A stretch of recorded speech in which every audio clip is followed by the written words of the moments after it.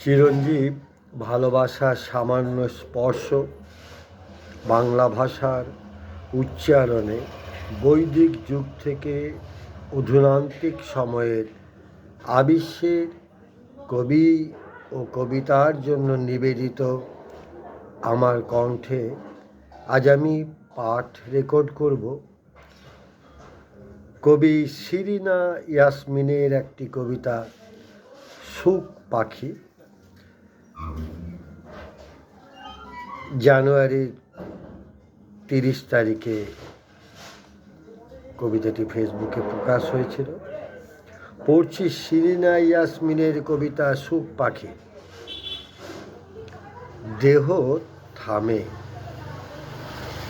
নাম থামে, কিন্তু ভাবনা, লেখা, স্পর্শ ওগুলো তো থেকে যায় কারো মস্তিষ্কে, কারো হৃদয়ে।